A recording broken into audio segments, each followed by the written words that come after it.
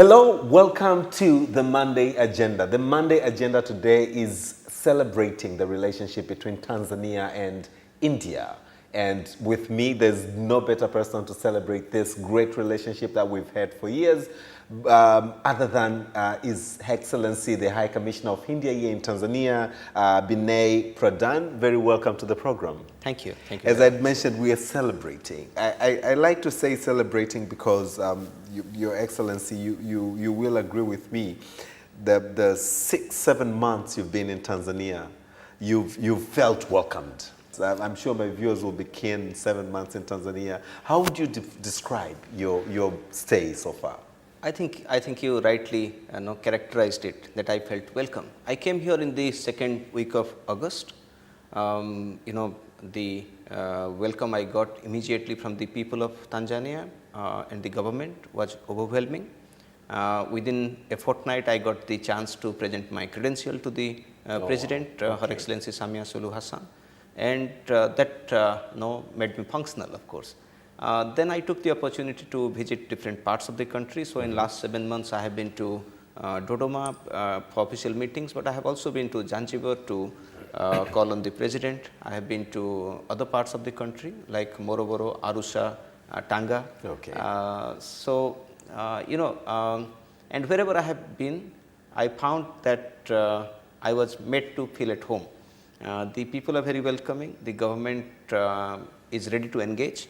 And as a diplomat, our main function is to meet the government officials and to engage the business community, the civil society. And these days, a great amount of focus is on people-to-people contact. Okay. On all these fronts, I would say the response has been overwhelming. Excellent. Any particular interest in those regions you visited? Is it because we have Indian businesses there, or it's just to have a glance of what Tanzania looks like?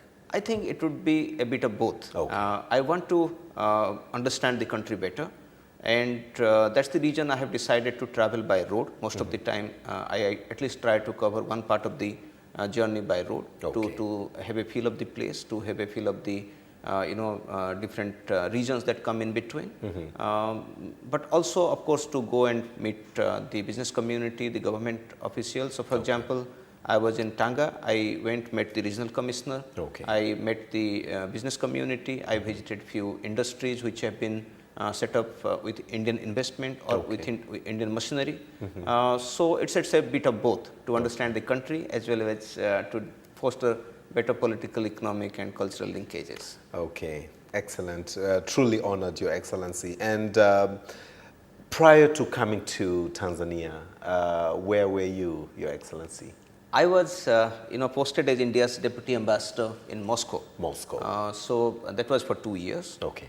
And Russia, is a strategic partner of India, and our embassy in Moscow is one of our biggest, with multifaceted linkages. So that was my last 2 years. Okay. And before that, I have been in different other countries. Like I was in Russia earlier once again. I was in Turkmenistan, which is in Central Asia. I was in Pakistan, and of course, I spent a bit of time in New Delhi looking after our foreign relations. I also did a stint of 5 years in the Ministry of Energy in India. And that's the reason why I have more interest, on fostering economic linkages. Excellent. Talking about economic linkages, Your Excellency, looking on to the bilaterals we've had between Tanzania and India, how are we faring in your opinion between our two countries? Thank you for asking this question. If you look at our relationship, like many people tell me here, that the government of India was not the first one to set foot here as India. We had Indians, living here for more than 140 years now, 150 years. So they came on their own. They came to look for business opportunities, to look for living. And they are grateful because they were always received with open arms. Now they are proud Tanzanians. Of course, they have come from India 4-5 generations back. But they are a solid bridge between our two countries. So they are Tanzanian by heart, by birth. But have some element of Indianness in some corner. They have their relatives staying in India. So I would say before even our formal bilateral relationship started, these people were there making a link between our two. India and Tanzania, they were part of the Arab trade route. People were coming for trade. But now, after independence, we were lucky that the founding fathers of both the countries, they had enormous amount of affection for each other, respect for each other. We were lucky to have Mwalimu Nyerere, who laid the solid foundation of Tanzania-India friendship. We had Indian leadership who reciprocated, who took initiative, and those are the years, when we had India-Tanzania, kind of doing solid work, not only for bilateral relations, but doing in international arena, be it South-South cooperation, be it non-aligned movement. So those are the years when the political relationships were built with lot of care, with lot of investment, lot of personal effort, and you just take one example. You count the number of bilateral visits at head of state and head of government level. We have about 29 visits between our two countries. Tanzania and India. Tanzania and India. Wow. Yeah. So I think almost all prime ministers of India have visited here. The last one being by Prime Minister Modi in 2016. I was part of that. I'm happy to have met with the business community that came along on that mission. Okay. We had met at the Bank of Tanzania Hall when he was at the State House. But yeah, I'm happy to say that I was part of that. But Yes. to elaborate a little bit on the bilateral relations, while the leadership from both countries, they took the initiative, they laid the solid foundation, but the governments from both sides, they worked upon that. That's the reason we have a very structured, institutionalized relationship now. We have something called joint commission mechanism, where the foreign ministers of two countries, they occasionally review the relationship. We have done 9 rounds of joint commission meetings so far. We have a joint trade committee, where the commerce ministers of both countries, they review the commercial and investment relationship. They try to resolve if there is any issue which is kind of reducing the trade or investment. We have a joint defense coordination committee to promote defense cooperation between our two countries. We have a joint working group on water sector, because water is a priority area for both India and Tanzania. We are cooperating with each other on water sector. We have a joint working group on counter-terrorism, because Indian Ocean is a common area of security. It's a common zone of security that both of us are living in. So we have a joint working group on counter-terrorism. We did a joint technical committee on hydrography. So it's basically to assess the hydrographic territory of Tanzania. So we have a solid institutional mechanism which is supporting the bilateral relationship. The trade, fortunately, has been doing well. The people-to-people relationship has been doing well. India has become a good favorite destination for Tanzanian students, as well as the people who are going out for medical treatment. So I would say that the bilateral relationship has been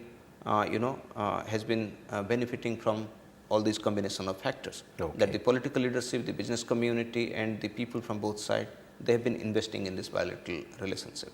We are celebrating that on the Monday agenda today. Your Excellency, you have been issuing close to 2,500 medical visas from Tanzania, and most Tanzanians have regarded India as a medical destination. Right. This is a huge number, and this is one of the areas that we really, for me, I look at it and I'm saying, wow, this is mesmerizing. Your Excellency, I want to understand, what is it that is special in India that we Tanzanians, and I'm sure I've been there myself and I've met other nationalities as well. Why is India positioned as the medical hub of the world, so to say? Thank you, Mr. Austin, for bringing this aspect of India, which is generally not talked about. Like you said, we issue 2,500 medical visas, but that is only one portion of the medical cooperation between our two countries. First, to address your question, I think it's combination of two factors: the quality of healthcare that we produce, that we provide, and the cost at which we provide. I think that combination, that you get world-class healthcare at a fraction of the cost that you would pay in any developed country. That is the reason why many people from around the world, including from developed countries, they come to India for medical treatment. And but like I said, it's only a portion of that whole picture. We have Indian doctors who keep coming to Tanzania regularly from several private hospitals from Mumbai, Hyderabad, Ahmedabad, Delhi. They come with team of doctors. They already have tie-up with Tanzanian hospitals. So they come here periodically, they set up camps, they treat patients. And then, for advanced treatment, people go for treatment to India. Okay. So these 2,500 people that you are talking about, they are basically the people who require advanced medical care. But the basic medical care, of course, Tanzania has a robust medical system itself. But the Indian doctors have also been coming here regularly to provide high-level consultation to treat patients. And the other aspect of the medical cooperation is pharmaceutical products. You would be happy to know that Indian companies have been the most reliable supplier of pharmaceutical products, and again in that segment is the cheapest product, but of world standard. Okay. That's the reason why Tanzanian people have been depending on Indian medicine and medical products. Okay. And on the third aspect of medical cooperation is what is called telemedicine. So back in 2005, we started a Pan-African telemedicine and tele-education network. And Tanzania, was part of that from the beginning. We set up a telemedicine center in Ocean Road Cancer Institute. Okay. We of course set up similar thing for education as well. But that has also been helpful because it gets direct medical consultancy from India. They train the doctors, nurses, paramedic staff. So I think this has been a good aspect of our bilateral cooperation, and in years to come, I think we'll see much more on this Excellent. I'm looking more onto Your Excellency, and allow me to mention this, that telemedicine is the way to go. Right. In terms of also building or enhancing local capacity. So I'm hoping as we advance onto this sector, you'll also be looking onto the way to enhance local capacity. So some of these procedures could actually be happening here in Tanzania, so that the cost. If you take a patient to India, of course, they wouldn't go on themselves, so they will have someone to accompany them. The tickets, the hotel stay, the hospitals, as you said, the quality is good, the cost is low, so I wouldn't mention that. But if there's some cost that could be reduced by building local capacity, so that in the future we enhance this friendliness between our two countries. You did mention tele-education, and I want to pick that as an independent aspect in its own, Your Excellency. In recent past, in the past and in recent past, many parents and many students have also continued to prefer going to pursue education in India. Maybe because of the affordability, maybe because we live with each other like coming from the same origin. But I'm particularly interested on the IT center that you're working with the Nelson Mandela Institute in Arusha in particular, and then probably you can now speak about the causes, the training that happened in India that have continued to attract students in the world. And as you do that, also you want to correct me. I understand that India has advanced so much in IT. I think probably number 1 or 2 in the world, whereby people just go to India and pick IT gurus and specialists. So you also probably want to let my viewers know, what is it that is so special? We have good hospitals and medical care, but also in IT in India. Thank you. Education is a sector of great importance for any country. So, and we are happy that Tanzania, the parents, the students, they prefer India as their number 1 foreign destination for education. So approximately 800 to 1,100 students go to India for education every year. We, of course, in addition to that, we send students on short-term training. We provide about 500 short-term trainings every year to Tanzanian youth to go and get trained in India that covers entire range of issues. In fact, as part of that, we even train doctors to get advanced training on surgery. We send government officials, we send entrepreneurs, we send people from all segments of society, but those are short-term training. And we also send about 80 students for long-term courses like masters, like PhD, like engineering, masters management courses. So this is the entire gamut of kind of scholarship and training that we provide in India. But like I said, most of the people go on their own, on self-financing mechanism. They prefer to study in India. And here I think it's not only quality and cost like in medical case. Here, like you said yourself, that we live with each other. So that familiarity, Yes. like I feel at home in Tanzania. I think any Tanzanian student who goes to India, he feels at home in India. Because he is also treated like one among us. Okay. So probably that's the reason why Tanzanian students go to India. But coming back to the tele-education and capacity building and IT center, we set up, like I said, the 2005 we started the Pan-African e-medicine and e-tele-education project. We set up in Dar es Salaam University a tele-education center in 2005. We are discussing with the government now for the advanced project of telemedicine and tele-education. Okay. So once we work out with the government, we'll have Tanzania as part of the updated version of both telemedicine and education. Yes. About the IT center, you would be happy to know that we set up a supercomputer based IT center in Dar es Salaam Institute of Technology, DIT. Okay. All right. And that was way back in 2009. And I recently visited DIT and I was told that that was the first supercomputer, apparently first, I can be wrong, but certainly first or second supercomputer of the entire continent, which was set up in 2009 in DIT. Wow. Okay. And that has been helping a range of activities. Similarly, in Nelson Mandela Institute of Science and Technology in Arusha, we set up a supercomputer in 2016. We have two experts, IT experts from India who are teaching master's course in advanced IT engineering in Arusha. So I guess IT cooperation is an area where India can do much. Yes. And we are ready to work with Tanzania on IT education. We are discussing with the government here on some very advanced projects. I think in coming months probably we'll be able to speak about it. But we are working on something really big. Just to understand, and I'm sure my viewers are not stuck on the web as well, when we say supercomputer, how is it different from any other computer, Your Excellency? Okay. Yes. I got to know about it, I think, some 10 years back when I saw for myself the first time a supercomputer. Okay. So supercomputer, I'm not a technical person, but let me try to explain in a layman. in simple words. Absolutely, yes. So supercomputer is more like a high capacity processing system, Okay. which can process tons of data.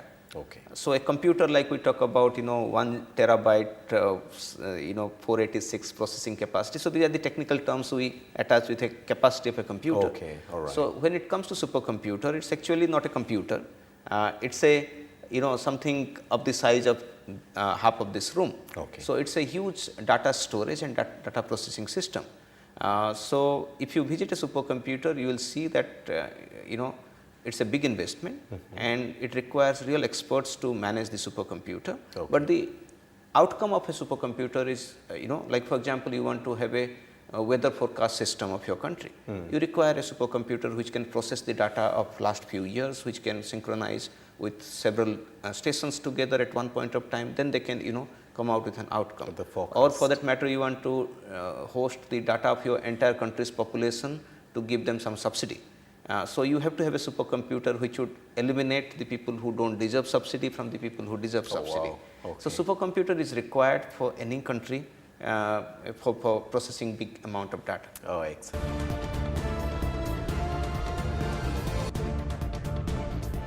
You are watching the Monday Agenda, and with me on the Monday Agenda today is His Excellency Binaya Pradhan, who is the High Commissioner of India here in Tanzania. And as I'd mentioned earlier, we are celebrating the bilateral relationship between our two countries, and there's so much literally to celebrate.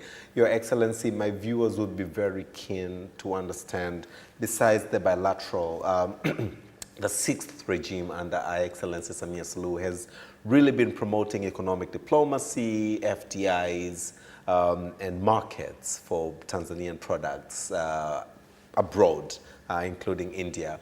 How would you tell us of this, the investments, FDIs into Tanzania, but also access of Tanzanian products into Indian markets? You know, I came in August, so Her Excellency, the President, took office in March. But when I came in August, I met the business community over here. I met the business community from India. I had video conference meetings with the Indian chambers of commerce. So one thing was in common. Everybody was talking about the reforms in Tanzania.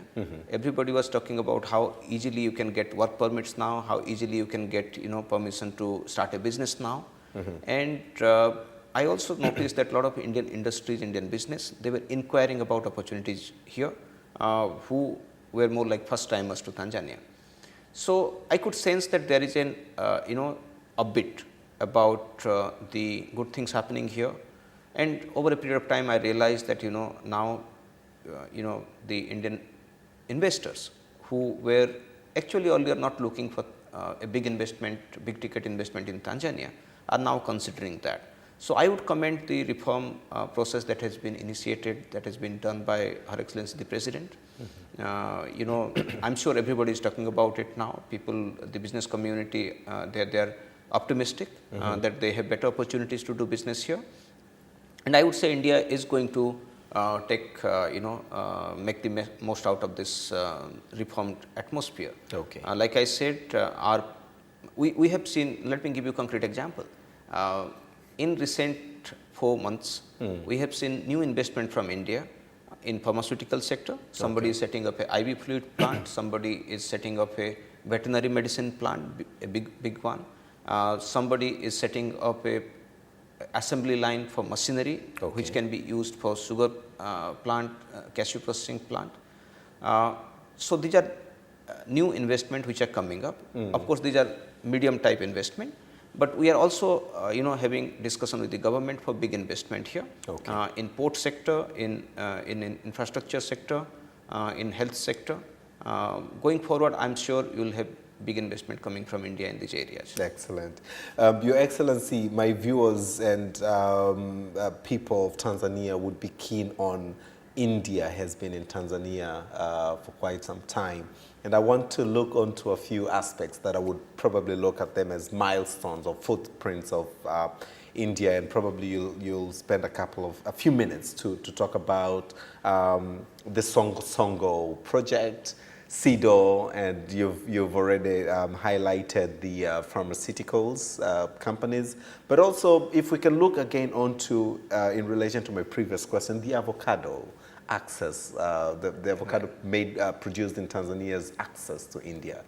Maybe sort of start with Songo Songo, then we go to SIDO, because as we celebrate, it's important that my viewers and the Tanzanian community have in their mind and knowledge that India has had a footprint in those areas. Right. Songo Songo, I'm glad that you brought out Songo Songo. It's a very interesting piece of history, and it's a very interesting piece of how two countries could work on a project if there is willingness to work together. So Songo Songo goes back to 1976, when our state oil company called ONGC, it came to Tanzania. It started exploring the wells in Songo Songo to find out gas there. So they faced a lot of challenges. It was new territory. The terrain was new. It was foreign territory for Indian engineers. They met with challenges. They got rigs all the way from India. They set up medical camps there. They set up intermediary stations because it was difficult to reach Songo Songo at that point of time. But in 76, after initial challenges, they discovered gas in Songo Songo. But like I said, it was not a commercial project. It was a bilateral kind of project. So the government of India and Tanzania, they were working together. So our state oil company came and discovered gas over here. Of course, it was not followed up in the sense of Indian investment in oil and gas, but when you look at 76, it was different India. Of course. But now we are interested to come and work in oil and gas sector. Recently, I met the energy minister. I discussed about areas where Indian investors can come in the oil and gas sector. The same oil and company who discovered Songo Songo, that same company is interested to come and invest back. here. Excellent. But we have so many similar, such examples of our two countries working together and working in economic sphere. So SIDO is, recently I met the Director General of SIDO. We are discussing about areas where again, we should work together. But I was happy to see that India helped in the initial years in training, and capacity building of SIDO. We work together. We are very closely working, in fact, with each other. Okay. So I think we have quite a few similar stories. But one aspect I would like to stress upon, which I forgot to mention in the bilateral relations aspect, that is the trade relationship between India and Tanzania. Yes. So when you look at our trade relationship, there was a time only 8-9 years back when India was the largest trade partner. So Tanzania's maximum import as well as export for both India was the main partner. And now, of course, that has changed. That has changed in various ways. Like you look at the statistics of 2021. So Tanzania exported about $5.3 billion of commodities to the world, and export to India was $1 billion plus. Okay. So about 19% to 20% of export was going directly to India. When you look at the import basket of Tanzania, about I think $10.8 billion of total import. Import from India was 1.2 billion. Okay. So 11% of your import comes from India, whereas 19% of your export goes to India. And in pure numbers, it's more or less now coming to a balanced trade figure, that 1.2 import, 1 billion export. You compare it with your other trade partners, you will get the reality. So I would say that while India is not the biggest trade partner, but India is certainly the best trade partner. Okay. Because it's the major destination for your export, and it's heading towards a balanced trade. Excellent. Your Excellency, as you're aware, and I'd mentioned it, that Tanzania is an agricultural economy and we have access of markets for avocados in India. You probably want to expand on that as well. Yes. In January, we sent the first consignment of avocado to India. And I must thank the business community of Tanzania, who pursued it to get the phytosanitary clearances, to do the logistical kind of arrangement. I also should thank the government of Tanzania. They also helped the people on the process. And we exported the first consignment in January. But after that, I have heard of several other consignments of avocado being sent by other people. Okay. And the interesting aspect in avocado export is that the Tanzanian avocado enjoys a duty-free status in India. Duty-free status. Right. So, for example, if we import avocado from Mexico or New Zealand or any other country in India, they pay 30% import duty, whereas Tanzanian avocado is duty-free. So, so you can imagine having a 30% competitive advantage in Indian market. And in India, avocado, the consumption is growing. It's a new product in the market. People are developing the taste for avocado. So in going months and years, you will find Tanzanian avocado having a large market share in India. But it's not limited to avocado alone. If you look at the trade basket this year, the export that Tanzania has done to India, several agriculture commodities are part of the trade basket. Okay. So pigeon pea, green gram, soybean, coffee. So there are several agriculture products who form the major part of the trade basket or your export basket to India. And Tanzania enjoys duty-free status for almost 98% of the commodities that India imports. Is that so? Yeah. Oh, wow. So, except on one or two commodities that you export, where we have some amount of import duty, for large chunk of the commodities, it is duty-free. And that's what I have been trying to impress upon my friends in Tanzanian business community, that you should try to take benefit of that duty-free status. The cashew nuts. Right. Yes, so cashew, you didn't mention that. No, Is that part of what you enjoy? Let me come to that. Yes. So, till 2 years back or 3 years back, I think India was the only country which was buying the large chunk of cashew. Yes. So, coming to the duty structure, it's zero duty if it is raw cashew. So, we put 5% GST, but it's otherwise duty free when it comes to raw cashew. But of course, the processed cashew attracts duty in India. It's India itself is having a highly developed cashew processing sector. That's correct. So, the industry basically depends on importing raw cashew and they process it in India. But till 2018, India was the major buyer. Even now, we buy cashew in huge quantity. I was just going through the trade statistics of January 2022. We imported about $24 million of cashew in that single month. Okay. So, Tanzania, and that shows that the Tanzanian cashew is still finding Indian market very attractive. Okay. All right. Thank you, Your Excellency. Really, this is a celebration. And when you speak of Tanzania, Your Excellency, which I am sure, although you have a consulate in Zanzibar, but you also are the High Commissioner for Zanzibar as well, there are some activities you do in Zanzibar. You did mention in the bilaterals and joint cooperation between Tanzania and India, there are aspects of water as of very common interest. Do you want to tell us in what areas and aspects? Water is an area we have been working for now 7 years in Tanzania. It's based upon the, it's part of our development partnership program. Okay. And like I said, in African continent, Tanzania is the biggest development partner we have. So, we have a portfolio of something higher than $1 billion of development partnership with Tanzania.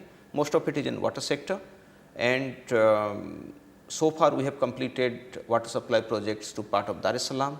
We have done in Tabora and other Lake Victoria region. We are completing a project in Zanzibar, which would supply water to different localities of Zanzibar. We are now going in, so that is about $500 million of water project in Dar es Salaam, Chelinji, Lake Victoria and Zanzibar. Okay. Now we are going to start the phase 2, where about 20 cities of Tanzania would be connected to water supply projects. Okay. So, like I said, these are all based upon the priorities of government of Tanzania. We are more like a development partner. And unlike many countries, we have no agenda. We purely go by the priorities of the government of Tanzania, and our effort has been to bring the best practices from India, to bring the best companies from India to work on these areas. So, water is a good success story. I am glad that you mentioned about it. And going forward, like I said, we are going to do projects in more than 20 towns here.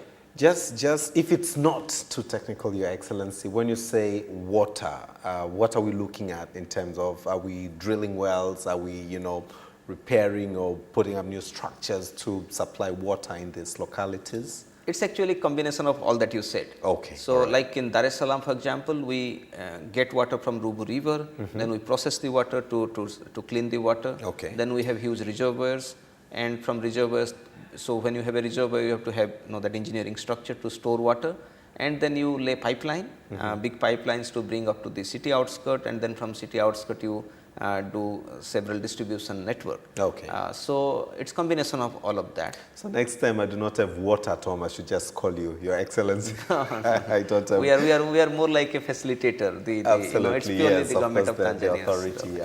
Excellent. Your Excellency, we are almost coming to the end of the program, Right. but I wouldn't end the program without, picking a little bit of your brains in terms of your stay in Tanzania, how do you envision the bilateral relationship going forward between Tanzania and India? You know, I'm very upbeat about it. I'm very optimist. I see great future of the relationship between these two countries. Like I mentioned, our political relationship is already very good. You know, it has a solid foundation, it has a solid structure. We have regular high-level visits. We are on good state on that count. Where we need to work upon is the trade and investment relationship, because I believe that in 21st century, you need to add those building blocks to strengthen your relationship. So there, while trade is doing well, investment is also doing well. I think there is potential to do much more, and we plan to do that. We are planning to bring new elements of relationship. Like recently, we organized a startup corridor. So it's more like engaging the youth of Tanzania with the youth of India, so that their ideas meet. They develop a friendship which is beyond the political and business community relationship. We also plan to strengthen the people-to-people relationship in the areas of culture, sports. So I feel that while the relationship has been good, it has a bright future.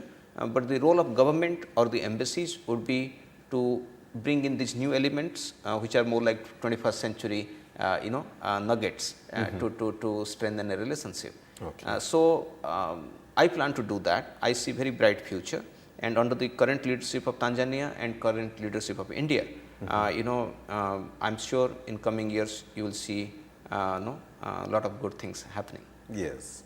Your Excellency, I have based more my questions into looking onto businesses coming to Tanzania from India, but other than medical visits, other than education visits, the visa application, because they pass through your desk, just to understand what other areas of interest do Tanzanians pursue. I know most of us also pursue technology in India. We buy machinery from India. We buy, those stuff. I'm keen to know some of other areas that Tanzanians pursue in India, so that our viewers and general Tanzanian community can know that as a bilateral, there's an open door to other areas in India, not only medicine and education. So let me start with an example. The other day I met a young Tanzanian lady. She's a lady entrepreneur. So she was asking me about a city called Pune. It's a tier 2 city of India, technologically very advanced. It's coming up as a big city. So she was asking me about Pune. So I said, "No, are you planning to go there?" She said, "Yeah, I'm starting a online business. So it will be more like online marketing of products. Okay. But I want to go to Pune to get somebody who can set up that technical structure for me." Okay. Because she has heard about Indian IT experts providing that service at the cheapest possible way. Wow. Like you yourself mentioned about machinery, we find that in most of the small and medium sector industries here, be it food processing, be it chemical, be it pharmaceutical, most of the machineries, they come from India. And the reason again is the combination of quality and cost. Okay. So as far as the visas that we issue, many people go for tourism, of course, for medical tourism, for education, but the number of people going to India for bringing machinery, to find business partners, to find a person who can do supply of machinery, but also invest little bit, that number is increasing. Okay. And in fact, the highest number of visas we are issuing are business visas, by the way. So more number of business visa we are issuing than even tourist visa we are issuing. Okay, because I remember once we were in communication with Indian companies to supply drip irrigation technology, and it was the prices that they were giving us, we were like, why aren't these guys in Tanzania? So I mean, looking onto those areas, because I think because everyone is into agriculture. Over 75% of Tanzanians are into agriculture. So I'm looking onto those areas, and I know we can do very, very well in terms of, strengthening the relationship, the economic relationship between our two countries. Right. Yes, so we've looked onto quite a number of aspects, Your Excellency, and I'm sure you will have a word you want to tell the Tanzanian community at large, and there you are. Thank you. Thank you for this opportunity. I would conclude by telling my Tanzanian friends a few things. First, you are on the right side of history at the moment. You are on the right side of the demographic dividend. It's a remarkably young country. And you are also on the right side of governance. You are going through a phase where all the good things that can happen in a country are happening in Tanzania. So it's a remarkably interesting time, positive time. You should make the most out of it. And we, as a friendly country, as India, we are with you at every step of this journey. Thank you. Oh wow, that's very powerful, Your Excellency. You've just reminded me of one of the African saying that I really like, almost always to refer to, that if you want to go fast, go alone. But if you want to go far, go together. And right. this is the reiteration of the message that you've passed through. So this is the Monday Agenda, and the Monday Agenda is almost coming to an end. And with me in the studio was the Indian High Commissioner here in Tanzania, His Excellency Binaya Pradhan, whom we've looked onto very many aspects. I'm not sure if we've left any stone unturned, Your Excellency. Do you feel there's anything that we've left unturned? No, I think we've covered almost all areas. And of course, we can't, in a span of 45 minutes, speak about years of bilaterals between Tanzania and India. So we can speak and continue and continue. Right, but I would, if your no, time no, permits, please. We I'll still just have give a bit of one time. Yes. example, Yeah. and I think once we should all feel proud of that. Recently, the Prime Minister of India, he does a regular radio conversation with the entire nation. Okay. So it's called Man Ki Baat, means you are speaking from your heart. And during that last round of Man Ki Baat, the Prime Minister talked about a Tanzanian brother and sister. Okay. So there is a young guy, Kili Paul. He lives in the outskirts of Dar es Salaam. Okay. He and his sister Nima Paul, they do lip syncing of Indian Bollywood songs. Okay. And you would be surprised to know that they have more than few million followers in India. Oh wow. And to the extent that when they do the lip syncing of a song, it actually becomes more popular. Okay, So all right. the Prime Minister, talked about the brother and sister and gave that example to the people of India, saying that like they are, doing a great amount of work for promoting our bilateral cultural relationship. Absolutely. Similarly, the Indian youth should also promote their own languages. They should also do. But the point is, the Prime Minister was giving example of two youngsters from Tanzania, yes. and that shows the people-to-people relationship we have. And that shows that even without government, how the people connect with each other, and that is our real strength. Oh wow. I will look forward to meeting this gentleman, this brother and sister from Tanzania, just to have that feel of the work that they do in promoting the Indian culture. And of course, Your Excellency, I've not asked you on the aspects of culture as well. I know we have a lot of cultural exchanges between our two countries, other than enjoying the Indian cuisines here in Tanzania. But we have Indian banks in Tanzania. We have the education. We have the clothing. So we also share quite a number of cultural exchanges between our two countries, and truly it's a celebration. Right. And as Capital TV, we are celebrating this relationship between Tanzania and India. As I said, we can't put the relationship that has been cultivated over years in a span of 45 minutes of the Monday Agenda. So this will really be it. For me, it's really to thank you, Your Excellency, for making time to come to Capital TV here at Mikocheni ITV and talk to the Tanzanians about the great work that you do and, of course, the plans that you have going forward. Thank you. I'm your host, Austin Makani. Until next time, thank you for watching the Monday Agenda. Stay tuned.